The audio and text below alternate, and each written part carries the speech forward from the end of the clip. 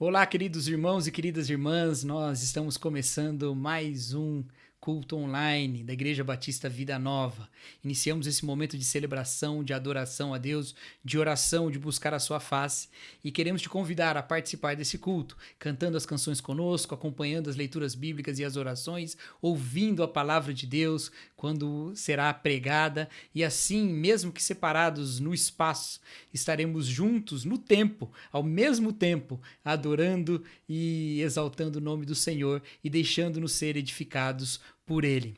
Vamos orar para iniciar o nosso momento de adoração. Senhor nosso Deus, muito obrigado, Pai, porque o Senhor é um Deus de amor e que ouve a nossa voz e que ouve, ó Deus, os nossos louvores e que ouve o nosso clamor e que se relaciona conosco e que fala conosco, ó Deus. Obrigado porque antes éramos inimigos do Senhor, mas agora somos amigos, reconciliados contigo. Senhor, nos abençoe nesse momento de culto e que o Senhor, ó Deus, seja exaltado, seja glorificado em cada lar nesse momento. Essa é a nossa oração em nome de Jesus Cristo. Amém.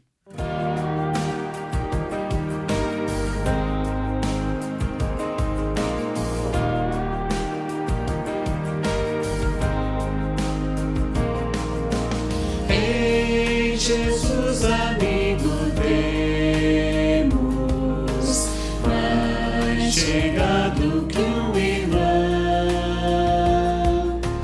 Ele manda que levemos tudo a Deus em oração. Oh, que paz perdemos sempre. Oh, que dor no coração. Só porque nós não levamos tudo a Deus em oração.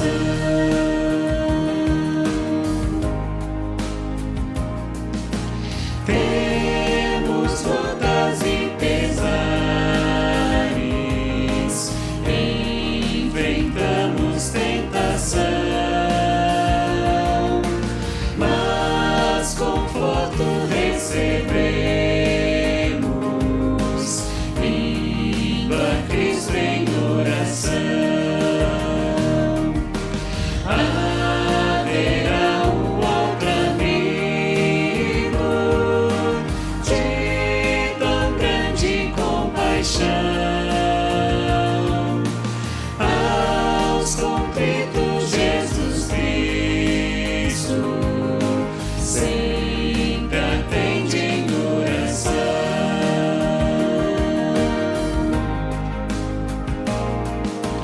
E se nós desfalecemos, Cristo estende-nos a mão, pois é sempre a nossa força e refúgio em oração. Se este mundo nos despreza, Cristo dá consolação. Em seus braços nos acolhe e ouve a nossa petição.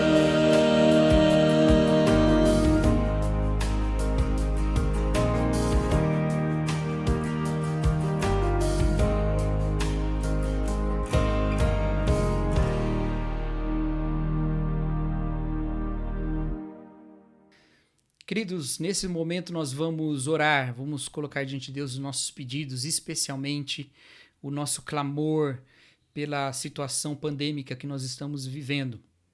Essa semana nós tivemos alguns casos na nossa igreja e graças a Deus estão bem e se recuperando e temos visto o aumento dos casos em todo o nosso país e isso é realmente muito preocupante. Há boas notícias, nós temos visto no mundo a situação melhorando e clamamos e esperamos que isso também chegue aqui, mas nesse momento é momento de lamento, é momento de choro e é momento de súplica diante do nosso Deus. Vamos orar, vamos colocar diante do Senhor as nossas aflições. Senhor, nosso Deus, nosso Pai, nosso amigo, nosso Salvador, o nosso benfeitor, nós estamos diante de Ti, ó Deus, clamando pela Tua bênção, clamando que o Senhor traga consolo, alívio, que o Senhor nos tire, ó Pai, dessa situação tão terrível que vivemos, ó Deus. Nós te agradecemos porque o Senhor tem cuidado de nós, tem cuidado da nossa igreja, que o Senhor tem dado, ó Deus, aos nossos irmãos saúde, mas temos visto tantos outros irmãos, ó Pai, que têm sofrido também e de maneira muito intensa toda essa situação, pessoas que têm morrido, pessoas que não têm encontrado lugar nos hospitais e tantas outras situações, ó Deus, que se agravam por causa desse colapso do sistema de saúde. Ó Pai, venha com a Tua mão abençoadora, ó Deus, venha nos dar alívio, venha nos dar salvação dessa situação, ó Deus. Abençoa, ó Pai, os profissionais que estão envolvidos na linha de frente desse combate, gente que já está estafada, ó Deus. Senhor, renova suas forças para o bem, ó Deus, do Teu povo, ó Pai. Também clamamos, ó Deus, pelos cientistas desenvolvendo e ampliando e intensificando mais técnicas de combate a esse vírus. Senhor, deles, ó Pai, clareza, iluminação, ó Deus, para que consigam desenvolver mais vacinas, mais remédios, mais tratamentos, ó Pai. Dê também, ó Deus, sabedoria para os governantes em todo o mundo, especialmente no nosso país, que vençam, ó Deus, as tentações do jogo político e que, de fato, ó Deus, busquem o bem comum, porque estão colocados lá, ó Deus, para a justiça e não para a injustiça, ó Deus. Nós clamamos, ó Deus, pela Sua igreja nesse país, que ela não se deixe levar, ó Deus, pelo medo que produz o ódio, mas que ela viva, ó Deus, o Teu amor, que ela saiba, ó Deus, seguir todos as atitudes, ó Deus, que vão proporcionar o bem e a saúde para o próximo, que nós não sejamos, ó Deus, levados por um pensamento legalista da religiosidade, mas que sejamos, ó Deus, revestidos pela boa vontade do Senhor e pela boa ação que o Senhor quer fazer através de nós, ó Deus. E que assim, ó Pai, o Senhor seja exaltado. Essa é a nossa oração em nome de Jesus Cristo. Amém.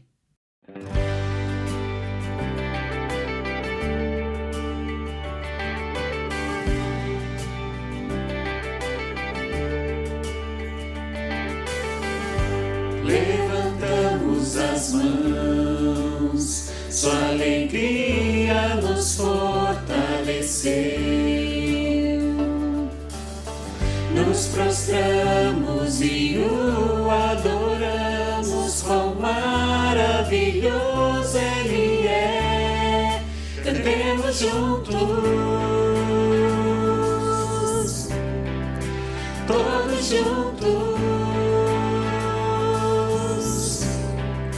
Santo é o Senhor, Deus poderoso, Sua glória enche a terra. Santo é o Senhor, Deus poderoso, Sua glória enche a terra.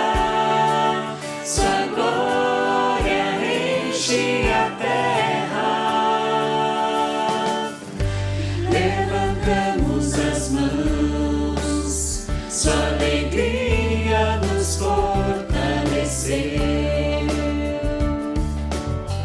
Nos prostramos e o adoramos, quão maravilhoso Ele é.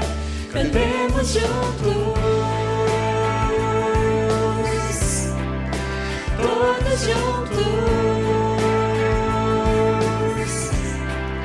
Santo é o Senhor, Deus poderoso, Sua glória enche a terra.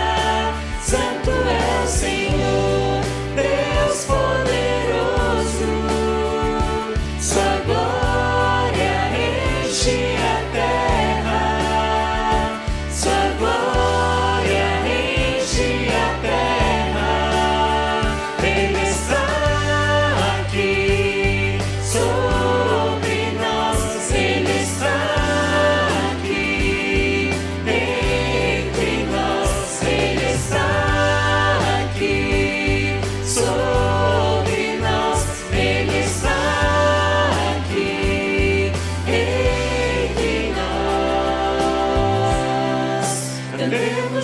todos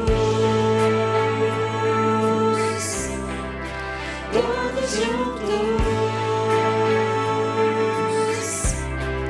Santo é o Senhor, Deus poderoso, sua glória enche a terra. Santo é o Senhor, Deus poderoso, sua glória enche a terra. Sua glória enche a terra.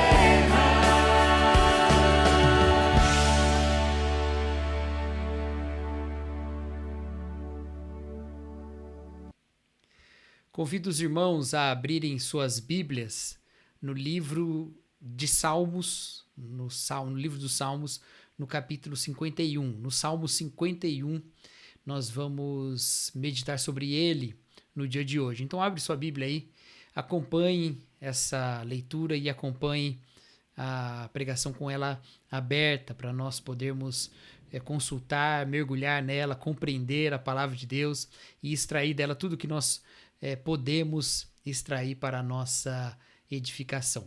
Salmo 51, Salmo de Davi, o texto bíblico lá presente na Bíblia hebraica, o texto que nas nossas Bíblias costuma vir como uma epígrafe, um textinho acima do versículo 1, mas que faz parte do texto bíblico, diz que esse salmo é um salmo de Davi. E esse é um dos salmos em que vem o contexto em que ele foi escrito. Diz lá, escrito quando o profeta Natã veio falar com Davi depois que este cometeu adultério com Batseba. Lá em 2 Samuel capítulo 12 tem essa história, o profeta Natã vai até Davi e fala sobre o que é que Davi fez, qual foi o grande mal que ele trouxe contra Batseba e o seu marido. E Natã conta aquela história de um homem, né, que tinha uma ovelhinha só e vai lá o rei toma para si e tal. E aí Davi é profundamente tocado por essa história e pelo anúncio também, a profecia de que ele ia sofrer com aquilo, o seu filho, né, que era ali da gestação de Batseba, morreria por causa disso, né? E Davi, então, é profundamente arrependido, contrito, vai diante de Deus, ora, jejua por vários dias e ele faz essa oração, ele escreve esse salmo. E é esse salmo que nós vamos ler agora, Salmo 51. Diz assim: tem misericórdia de mim, ó Deus, por teu amor, por tua grande compaixão, apaga as minhas transgressões. Lava-me de toda a minha culpa e purifica-me do meu pecado.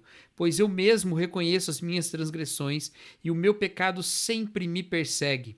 Contra ti, só contra ti pequei e fiz o que tu reprovas, de modo que justa é a tua sentença e tens razão em condenar-me. Sei que sou pecador desde que nasci, sim, desde que me concebeu a minha mãe. Sei que desejas a verdade no íntimo e no coração me ensinas a sabedoria. Purifica-me com hisopo e ficarei puro. Lava-me e mais branco do que a neve serei. Faze-me ouvir de novo júbilo e alegria, e os ossos que esmagaste exultarão. Esconde o rosto dos meus pecados e apaga todas as minhas iniquidades. Cria em mim um coração puro, ó Deus, e renova dentro de mim um espírito estável. Não me expulses da tua presença, nem tires de mim o teu Santo Espírito. Devolve-me a alegria da tua salvação e sustenta-me com um espírito pronto a obedecer. Então ensinarei os teus caminhos aos transgressores, para que os pecadores se voltem para ti. Livra-me da culpa dos crimes de sangue, ó Deus, da minha salvação, e a minha língua aclamará a tua justiça. Ó Senhor, dá palavras aos meus lábios, e a minha boca anunciará o teu louvor. Não te deleitas em sacrifício, nem te agradas em holocaustos, senão eu os daria. Os sacrifícios que agradam a Deus são um espírito quebrantado, um coração quebrantado e contrito, ó Deus, não desprezarás. Por tua boa vontade, faze Sião prosperar, ergue os muros de Jerusalém. Então te agradarás dos sacrifícios sinceros, das ofertas queimadas e dos holocaustos, e novilhos serão oferecidos sobre o seu altar. Hoje em dia nós vivemos uma contradição. nós vemos uma contradição. Há um abandono da ideia de Deus e da ideia de pecado. A visão cristã sobre pecado, a ideia de que há coisas que são erradas de um ponto de vista transcendental, erradas em si, ela tem sido considerada cada vez mais antiquada. Mas isso é uma contradição, porque ao mesmo tempo que nós vivemos nessa época em que pecados, ou que a ideia de pecado é tão questionada, nós também vivemos numa época em que todo mundo tem um julgamento sobre o outro. Todo mundo tem uma condenação para trazer sobre a outra pessoa. Então nós vivemos nesse embate. Por um lado, todos nós queremos que, né, todos nós, eu digo assim, a sociedade pensa que o pecado não tem lugar mais, não tem mais como nós considerarmos que há coisas erradas em si, ou que nós podemos falar a partir de uma autoridade transcendental que existem práticas erradas. Por outro lado, todos nós estamos profundamente convictos de que existem pessoas más e que elas estão erradas e que elas merecem ser condenadas, e a gente usa uma palavrinha cancelada, elas merecem ser canceladas, e eu sei perfeitamente quem é que faz isso, e eu sei perfeitamente que eu passo nesse teste moral que eu mesmo tenho a respeito do próximo. Essa contradição, ela é típica do nosso tempo e ela evidencia a nossa sede no nosso coração de ver as coisas justas, arrumadas, de ver tudo colocado no lugar.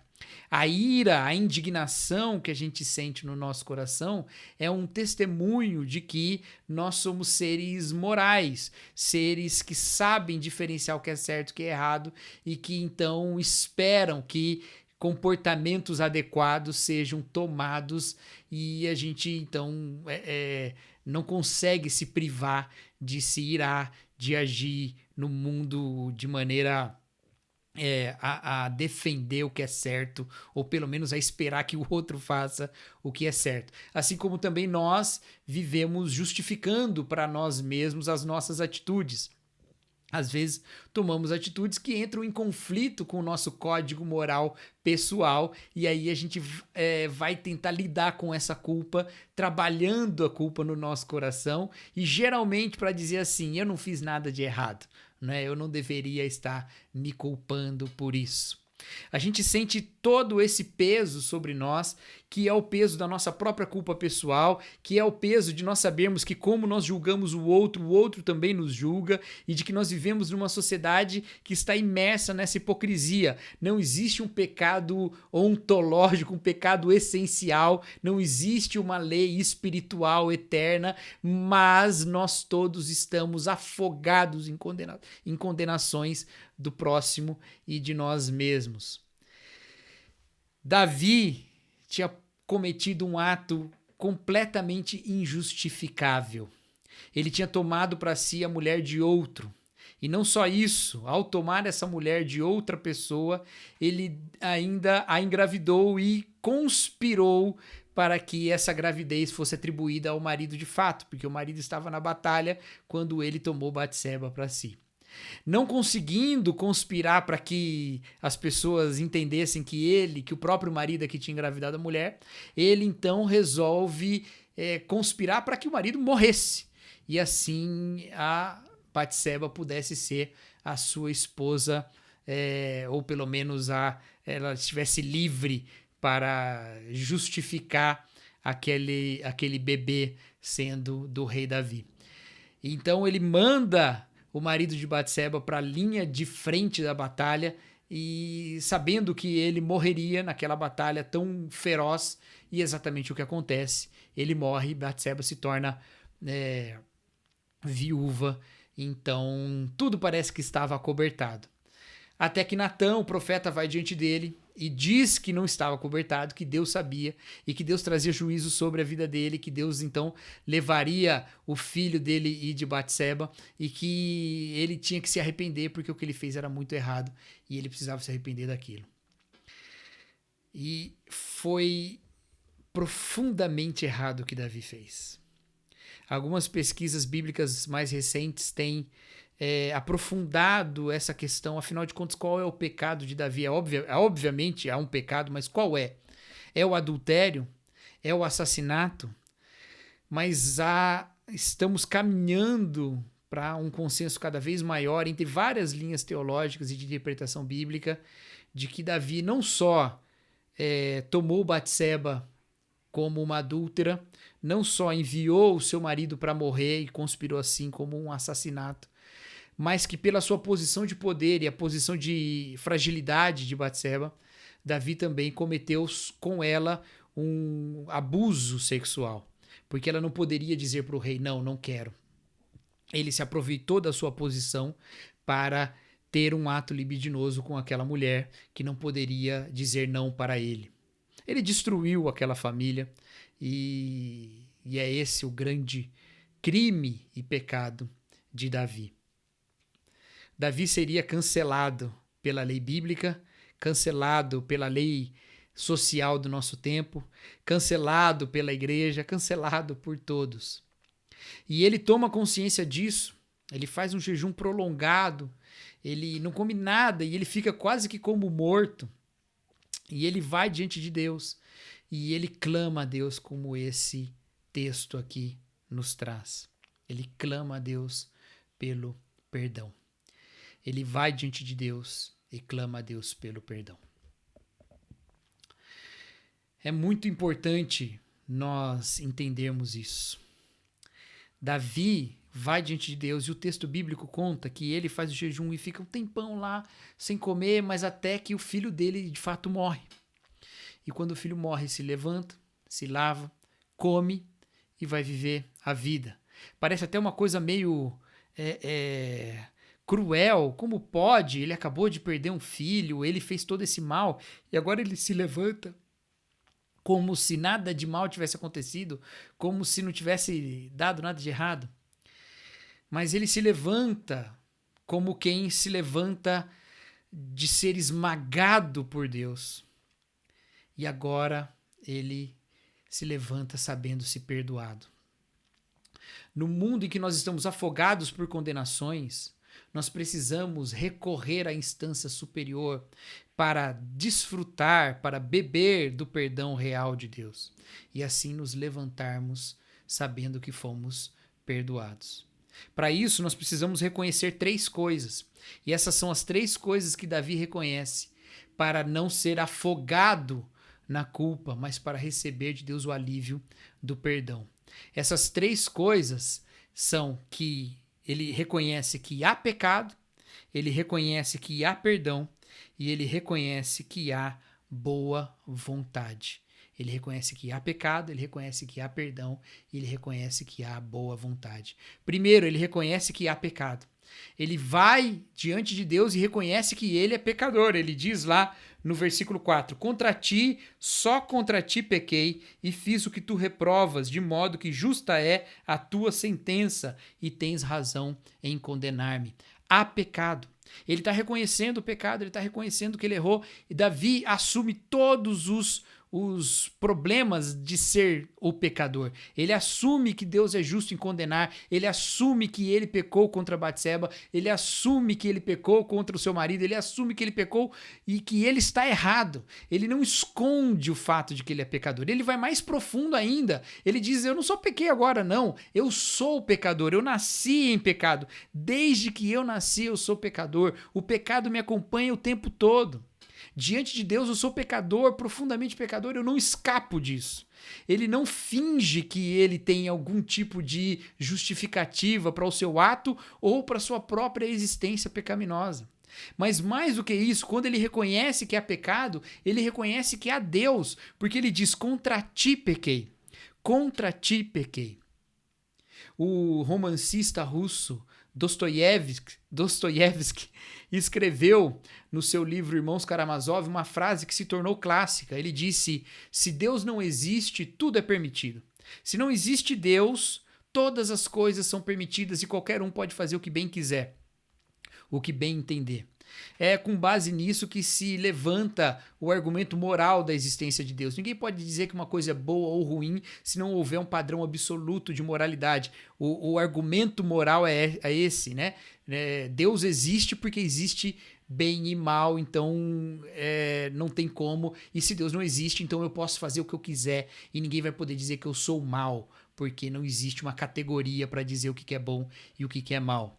Então Dostoiévski diz: se Deus não existe, tudo é permitido, a gente vai entrar num caos porque cada um vai seguir a vontade como quiser. Mas em 2001, quando aconteceu o atentado das Torres Gêmeas, um outro romancista, um outro escritor, este português, José Saramago, escreveu um texto chamado Fator Deus, e ele inverteu a frase de Dostoiévski. Ele disse o seguinte: olha, não é que se Deus não existe, tudo é permitido. Saramago era um escritor ateu e ele queria trazer qual que era o problema da ideia de Deus, porque aqueles homens movidos por um pensamento de fidelidade a uma divindade, né, movidos por um pensamento de fidelidade a Alá, levaram os seus aviões contra as Torres Gêmeas. Então ele diz: olha, Dostoiévski está errado. Ele não pode dizer se Deus não existe, tudo é permitido. O que eu digo é porque Deus existe, ou melhor, porque a ideia de Deus existe, porque ele não acreditava na existência de Deus, porque a ideia de Deus existe, tudo é permitido.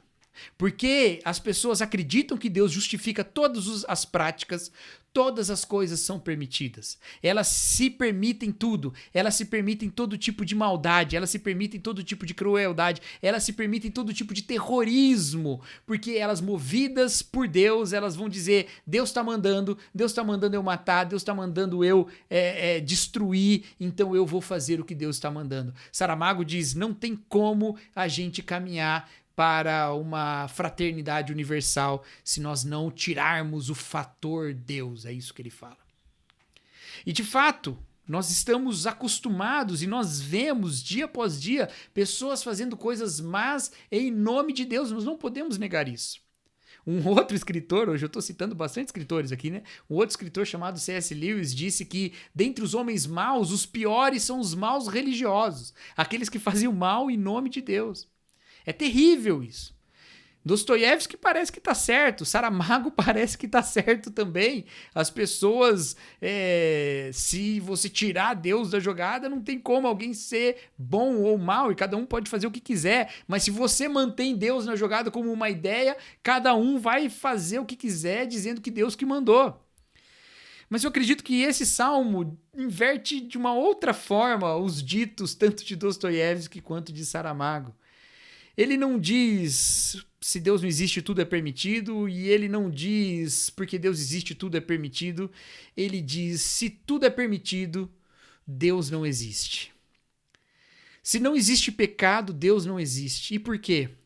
Porque nós sabemos, no fundo do nosso coração, que tem alguma coisa muito errada com esse mundo. Nós todos, no fundo do nosso coração, sabemos que o mundo não está direito e que tem alguma coisa errada. A gente sabe disso.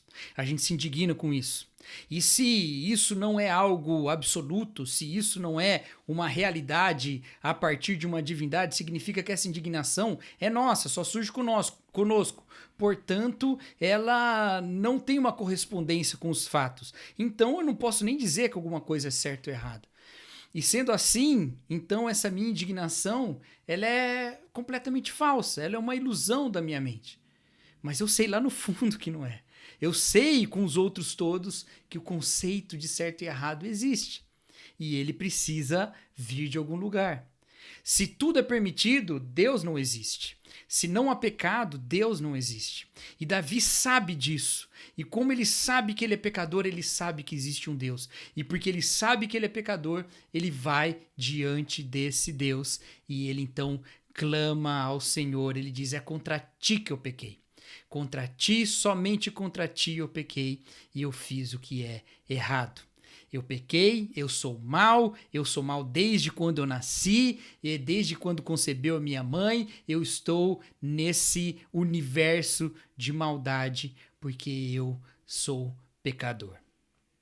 Mas ele também vai diante de Deus sabendo que há perdão, Porque essa indignação que nós temos, essa realidade desse senso moral que existe em nós, ela nos leva a um sentimento de indignação com o mundo, mas também nos coloca numa angústia profunda de que todo mundo está nos julgando como nós julgamos os outros.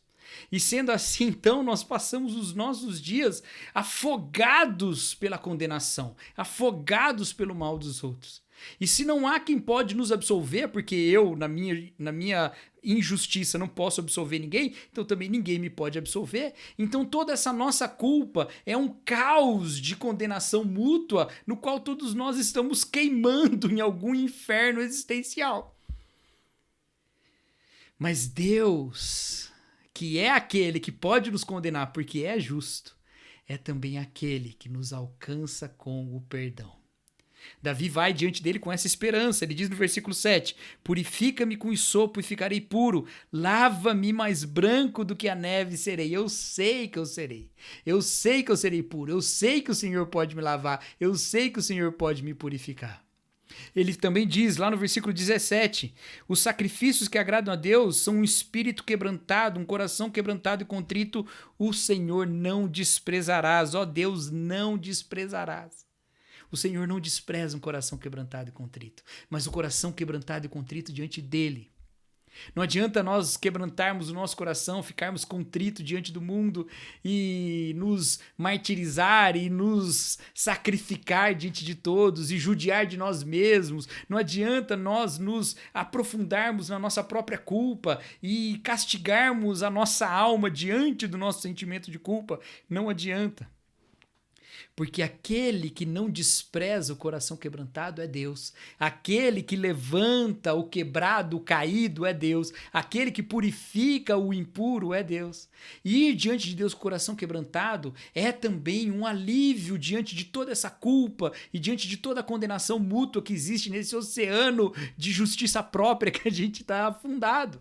Ir diante de Deus e dizer: Senhor, eu sou pecador, o meu coração está quebrantado, contrito, eu sei que eu preciso do seu perdão, me perdoa.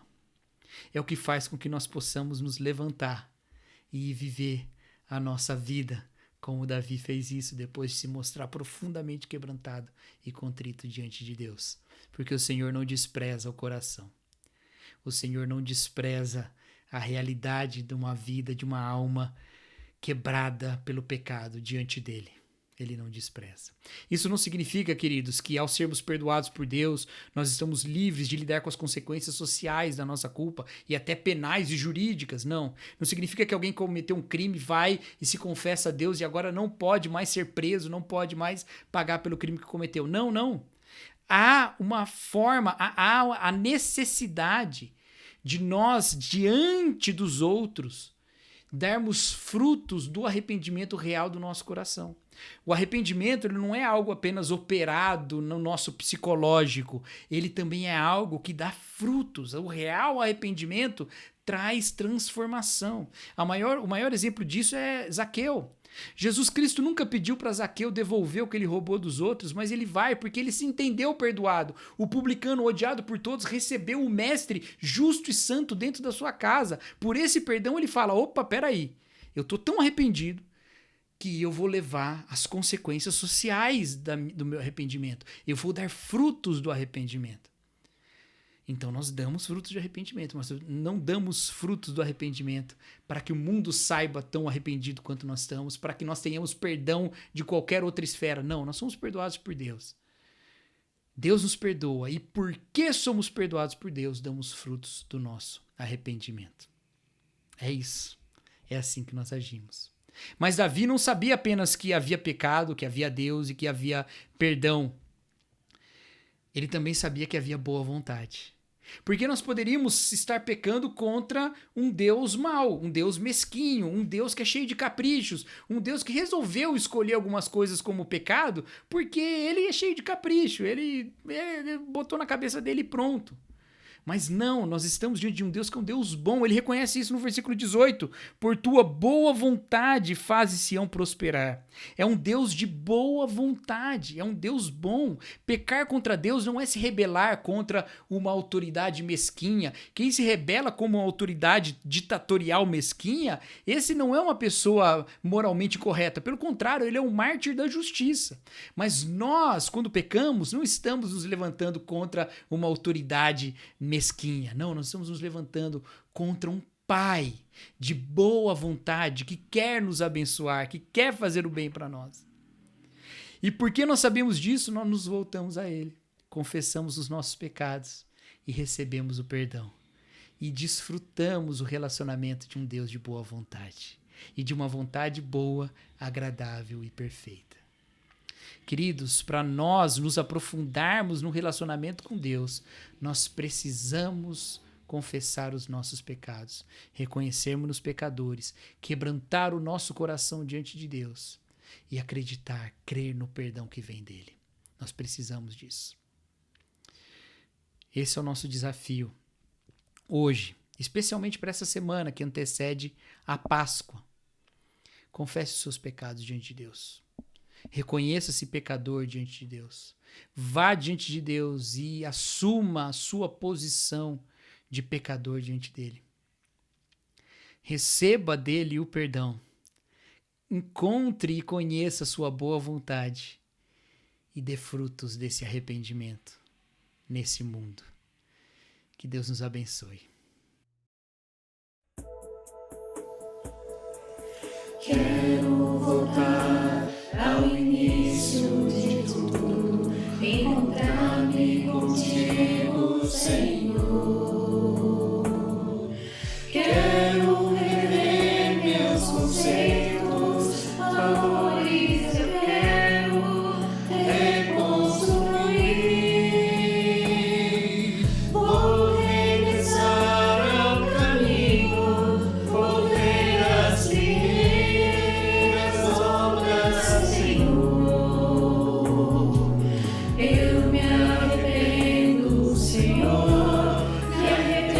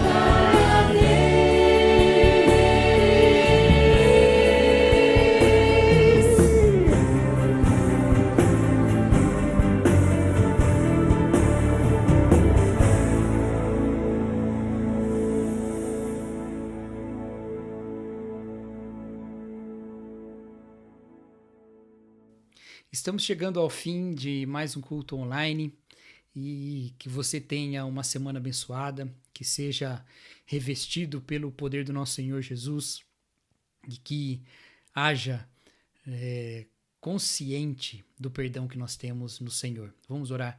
Senhor nosso Deus, que nós sejamos, ó Pai, tomados pela consciência do Teu perdão, que nós sejamos, ó Deus, levados ao quebrantamento diante do Senhor e que hajamos, ó Deus, com justiça nesse mundo, ó Pai.